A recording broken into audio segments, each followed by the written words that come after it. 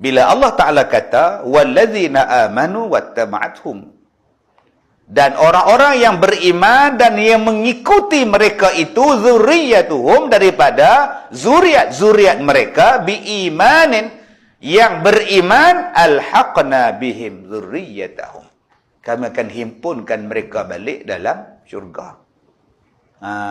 Duk balik dalam syurga. Ingat tak dekat arwah mak? Ingat? Kalau gitu kita jadi anak yang soleh, jadi anak yang solehah, mudah-mudahan boleh jumpa balik dalam syurga. Teringat balik tak dekat anak kita? Ingat ustaz, anak saya tu meninggal umur 10 tahun. Kalau gitu Abang Haji jadi orang baik-baik, nanti boleh jumpa balik anak-anak dalam syurga. Dan inilah kebahagiaan hakiki. Kebahagiaan dalam dunia ni tuan-tuan bersifat sementara. Kebahagiaan dalam dunia ni bukan hakiki. Walaupun manusia sibuk mencari bahagia. Ada orang yang mencari bahagia panjat gunung. Seksa tuan-tuan panjat gunung. Bawa segala alat, bawa segala barang, panjat gunung tu. Pasal apa? Nak sampai di atas, bila sampai di puncak, dia rasa dia bahagia sangat. Kita pun heran. Loh, awaklah hampir panjat gunung punya tinggi, hang tak takut jatuh ke? Hang tak takut gayat ke? Masjid kampung kita tu 3 je anak tangga, hang tak larat panjat no. Hak gunung berbatu-batu hang boleh panjat. Nak macam mana dia bahagia? Tuan-tuan tu saya kata apa ya? Hang tak pernah panjat gunung. Hang tak pernah sampai di puncak, kalau hang tahu baru hang sampai baru hang tahu. Rupanya tuan-tuan, bila dia naik gunung tu, Masya Allah, kepuasan dia dapat, bahagia sangat. Tulis pula nama atas batu tu, Kazim was here. Dia pun start nak turun. Bila nak turun tuan-tuan, letih balik. Penat balik, tergelincir, jatuh terduduk atas batu pula, rehat sebulan. Itulah bahagia. Bahagia yang kita dapat dalam dunia ni tuan-tuan akan berakhir dengan keletihan. Saya duduk di Ipoh, nak pergi Pulau Pangkor. Lah Pulau Pangkor, pulau bebas cukai. Tak payah pergi Langkawi lah. Kat Pangkor mau bebas cukai. Okey, saya nak berehat di Pulau Pangkor. Naik kereta. Nak rehat ni penat tuan-tuan. Oh, habis PKP je, pergi rehat. Contoh, duduk tepi pantai nak rehat. Tuan-tuan tahu tak, daripada Ipoh nak pergi Pulau Pangkor tu, saya kena jumpa traffic light 34 traffic light. Masuk gear berhenti, masuk gear tak sampai gear 4 keluar. 34, balik sekali lagi 34 lagi. Duk ada 68 kali berhenti. Agak-agak boring ha? Itulah dunia. Jom tuan-tuan, kita pergi tempat sejuk, nama dia Cameron. Cari strawberry cicah dengan coklat. Jom cari jagung apa tu, hak manis, jagung susu apa. Jom tepi, sejuk mak oi. Pi jam. Duk pun jam, balik turun pun jam. Dah lah sejuk nak terkencing pula. Jam pula, tak mana bahagia dia. Sebab itu tuan-tuan, saya dah kata dah tadi, kebahagiaan yang hakiki ialah dalam syurga. Yang dalam dunia ni hanya bersifat sementara. Tetapi Allah Ta'ala sebut dalam surah Ar-Rum ayat 21. Walaupun dia bersifat sementara, itulah di antara tanda-tanda kekuasaan Allah. Wa min ayatihi an khalaqalakum min anfusikum azwaja litaskunu ilaiha. Di antara tanda-tanda kekuasaan Allah ialah dijadikan kamu ini berpasang-pasangan. Dijadikan isteri kamu daripada jenis kamu sendiri, supaya kamu rasa bahagia dengan dia, supaya kamu rasa tenteram dengan dia. Wa ja'ala bainakum mawaddatan wa rahmah.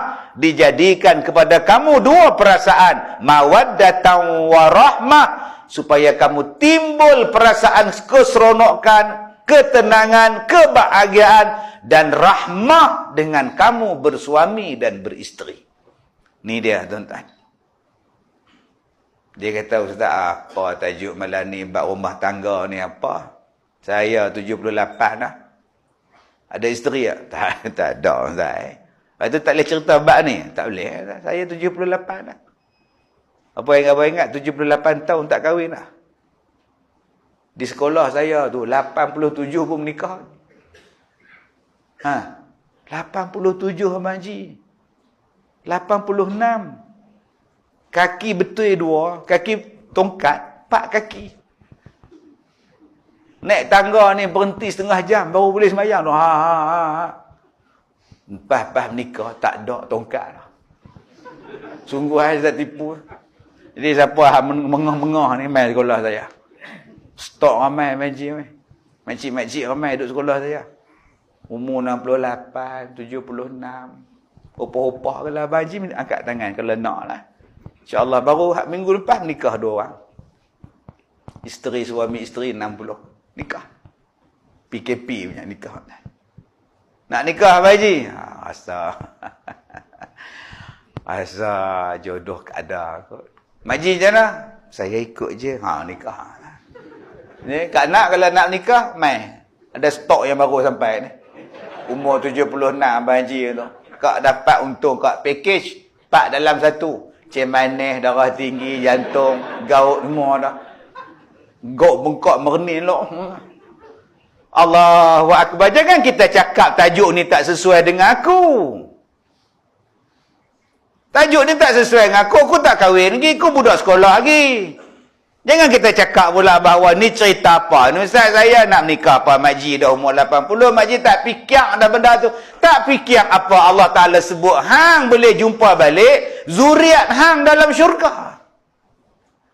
Boleh jumpa balik mak bapak kita dalam syurga. Jumpa balik anak-anak kita dalam syurga. Tak mau jumpa dia pak? Nak? Kalau gitu kena cari jalan. Macam mana boleh jumpa balik zuriat dalam syurga? Yang sampai Allah Ta'ala sebut dalam surah At-Tur ayat 22. Allah Ta'ala sebut dalam surah At-Tur ayat 22, 23, 24, 25 tu. Apa yang mereka akan dapat dalam syurga? Mereka makan makanan yang menyeronok, melazatkan. Mereka duduk di tempat yang menyeronokkan. Malah mereka boleh bertemu balik, duduk menyembang sama-sama mereka. Kita ni tuan-tuan kalau pergi umrah, nak bawa anak, nak bawa suami, bawa isteri. Boleh pergi seorang-seorang, cuba tanya dia, seronok. Banding tak bawa Kak Leha, tak apa, dia jaga cucu. Tu seorang pergi umrah ni, main umrah seorang. Seorang tak. Hari pertama dia gelak. Main hari ketiga dia tengok siling. Orang lain berjalan pegang, orang lain pergi dengan masjid, dia dengan isteri, pergi tengok ladang kurma berjalan dengan isteri. Dia berjalan dengan siapa? Dia nak suami, dia nak isteri. Dia kalau boleh, anak-anak lagi seronok. Makan nasi Arab tu ramai-ramai. Itu baru dalam dunia. Dalam syurga ni tuan-tuan, ni hakikat dia. Tak ada gaduh-gaduh, tak ada gaduh di antara adik dengan kakak. Abang dengan adik tak ada gaduh. Dalam dunia ni berkumpul je bergaduh. Ni cuti sekolah ni, PKPB lah apa bala ni. Duk rumah anak-anak semua ni, cuba tengok apa ramai duk bergaduh. Yang nu kunci pintu, yang ni tak mau makan sekali, yang nu merajuk dengan kak, yang ni merajuk dengan adik. Dalam syurga tak ada merajuk-merajuk nikmat. Maka Allah Ta'ala ni cerita, kenapa kita ni boleh jumpa balik dalam syurga dengan anak-anak beranak ni, kena boleh jumpa balik ni. Yang ni yang kita nak baca ni. Apa rahsia yang membolehkan kita bertemu balik satu keluarga duduk dalam syurga? Apa rahsia yang kau buat dalam dunia sampai kita boleh jumpa balik, hidup balik satu keluarga dalam syurga?